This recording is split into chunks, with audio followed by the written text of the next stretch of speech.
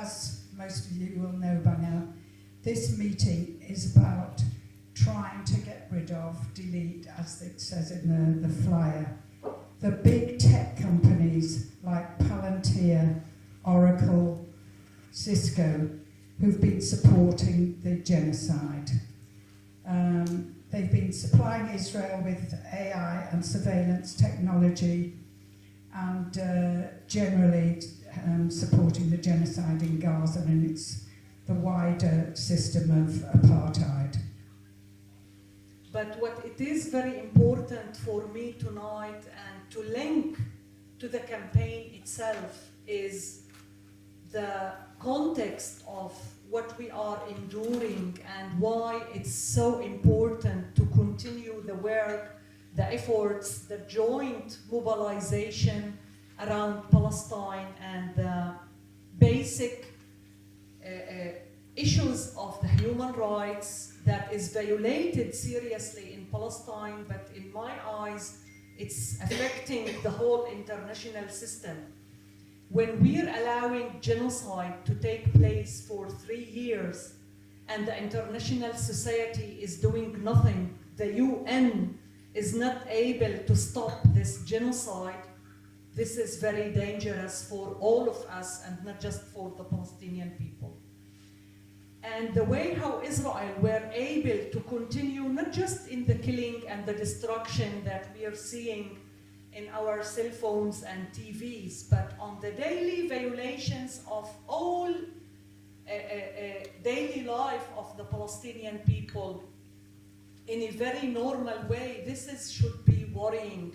And this is where the responsibility of such international corporations as the technology companies becomes very serious, because this technology and other tools are weaponized in these oppression and control systems and regimes, like the imprisonment, for example. My work for 30 years is dealing with the cases of the Palestinian political prisoners, and in these years, torture, of course, and all these serious violations were committed before the October genocide started. But you can imagine what the situation is currently for the Palestinian prisoners. Just yesterday, another prisoner died, passed away inside prison out of health, neglect, and torture and abuses. 90 people died inside custody. These are just the cases that we know their names. We know their identity. There's hundreds that they died, especially from the Gaza Strip, that we don't know who they are, where they are kept, where their bodies are kept till today. Currently, there's more than 9,000 Palestinian prisoners, including more than 360 children under 18, including more than 90 female detainees. Just last week, they arrested 4 students from Birzeit University for being active in their university on studential activities, because all of the student movements in Palestine are illegal and declared as terrorist groups. Of course, as my organization, the previous organization I worked for as a Domir with all other 7 Palestinian organizations that were designated terror organizations, and it happened in the night when we discovered that we were subjected for surveillance, like my colleagues, not me personally. Our cell phones were controlled by the Pegasus program that was developed by the NSO, the Israeli company. So this is how the technology is weaponized against even lawyers, human rights organizations, and activists, not just in the Palestine-occupied territories, all over the world. Believe me, this technology was brought to Spain, to France, to all European countries, and I believe including in the UK. The prisoners are subjected for all these technology, security, developed cameras and programs and software that is controlling their daily life inside the prison with the cameras, with the isolation and separation systems, and not just inside the prisons, because it's not just that the human rights organizations are suffering from this technology. You can imagine that in all of the occupied territories, whether in the checkpoints, whether in the normal streets, whether in the all of our cell phones, the data is with the Israeli side. And in my daily work with the prisoners, when they are under interrogation, we see how they are faced with the information taken and gathered from their cell phones, from their computers, from their social media activism. You know, any post you dare to share in your Facebook or your Instagram or any other platform, they can explain it as incitement, that you are calling for violent actions, and this could be the reason for imprisonment for 1 year at least, or a couple of years. And this is the majority of the cases now in front of the military court around incitement. Even if you share this Facebook or Instagram reel a couple of months ago, there's no, like, they always can go retroactively, and there's no limit how much this post were shared, or if you get any like. In some of the cases, there's no one like.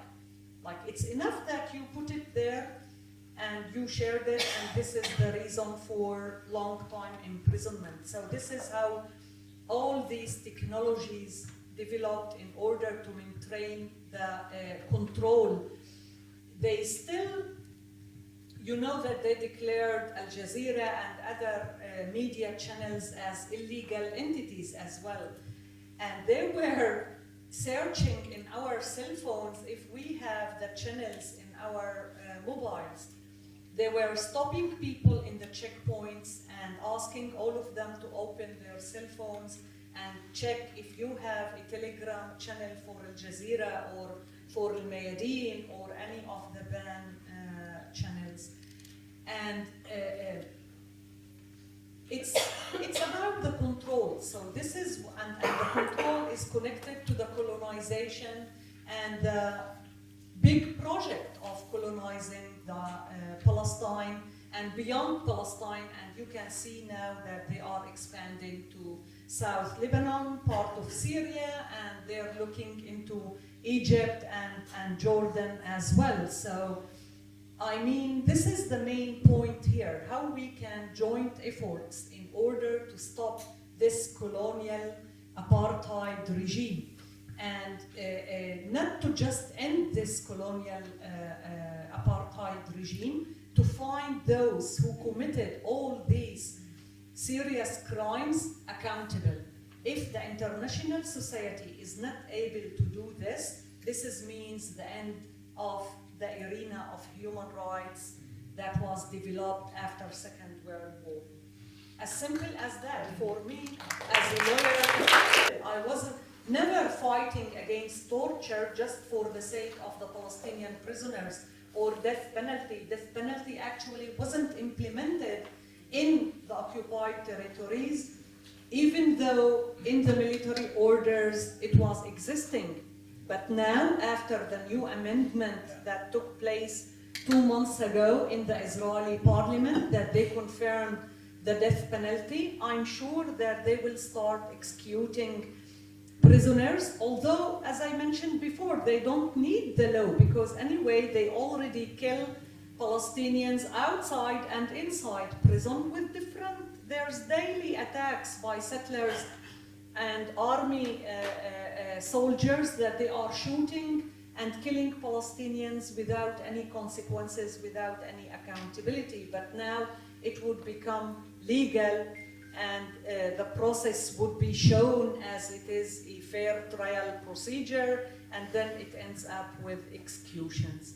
And if we are not able to stop this regime from continuing, this is definitely will affect in the international level. Look around the weaponizing of technology in the war. The way how they were weaponizing all these technologies in the targets and the killings of the people, in the destruction of schools, universities, hospitals. This would become the norm of wars, not just in the occupied. It has been done in Iran and in Lebanon as well. So it's becoming the norm, and this is why it's so urgent to stop it and to fight against it. Thank you so much. I know.